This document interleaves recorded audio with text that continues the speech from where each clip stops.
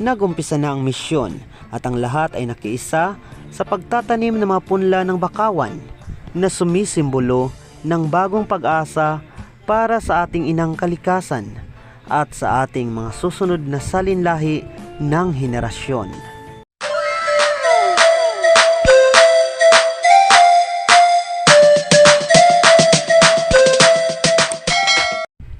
Ngayong araw ay mapalad ang aming paaralan dito sa mababang paaralan ng Magsaysay, dito sa Barangay Magsaysay, Bayan ng Lawang, Hilagang Samar.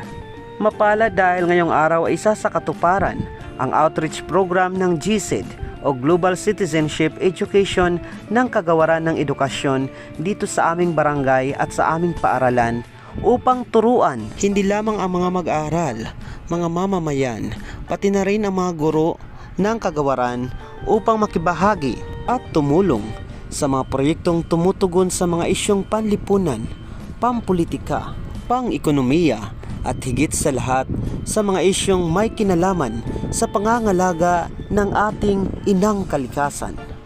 Nag-umpisa ang palatuntunan sa pamamagitan ng parada, pamimigay ng mga pamphlets o babasahin ng tamang pangangalaga ng kalikasan, mga tamang pamamaraan ng pagtatanim ng iba't ibang mga punong kahoy at bungang kahoy, pati na rin ang tamang pagtatanim at pangangalaga ng bakawan na siyang tunay at pangunahing layunin ng outreach program na ito.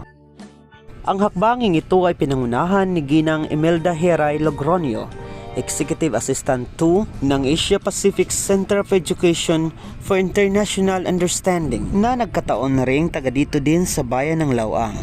Kung kaya naman, ganoon na lamang ang kanyang malasakit na mapanatili ang malinis, maayos at balansing kalikasan dito sa probinsya ng Northern Samar at sa maaabot pa ng programa ng GCED.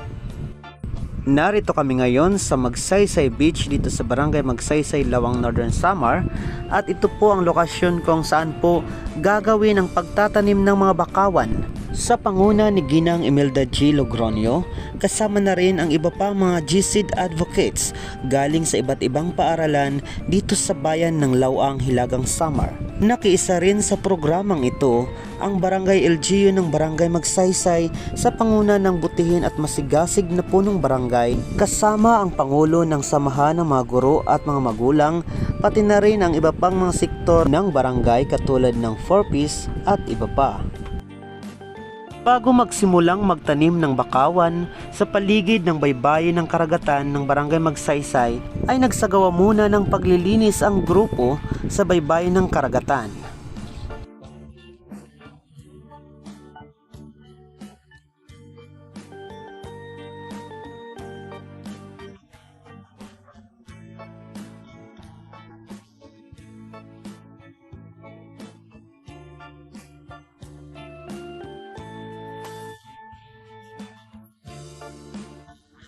Pagkaraan ng ilang sandali, ang lahat ay nagpahinga at talaga namang namangha dahil sa napakaganda at napakapreskong kapaligiran ng karagatan ng Magsaysay.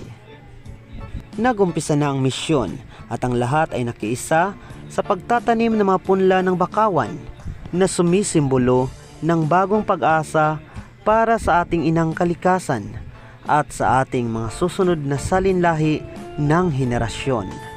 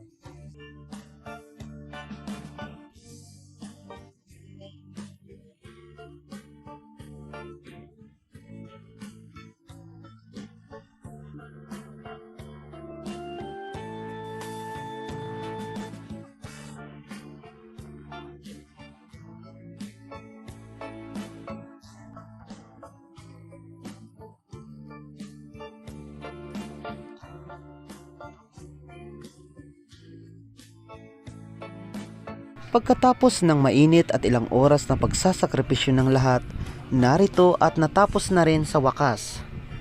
Upang bigyang diin ang kahalagahan ng programa ay nagkaroon ng palatuntunan upang kilalanin na rin ang mahalagang ambag ng lahat sa pagsasakatuparan ng adhikaing ito.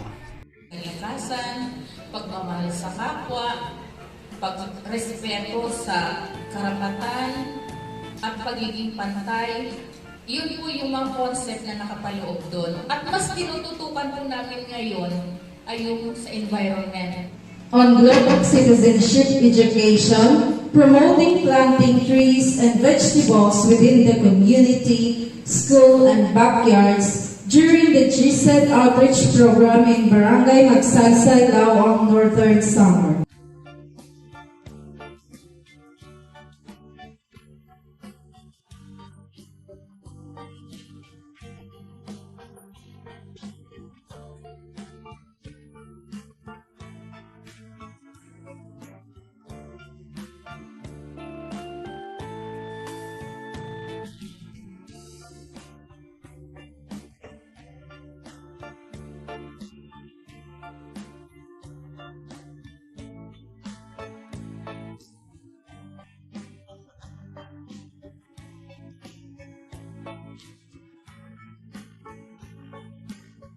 Pagkaraan ng palatuntunan ay ipinakita rin ng aming paaralan ang ilan sa aming mga hakbangin sa pagsusulong ng pagtatanim ng mga gulay, punong kahoy at mga bungang kahoy.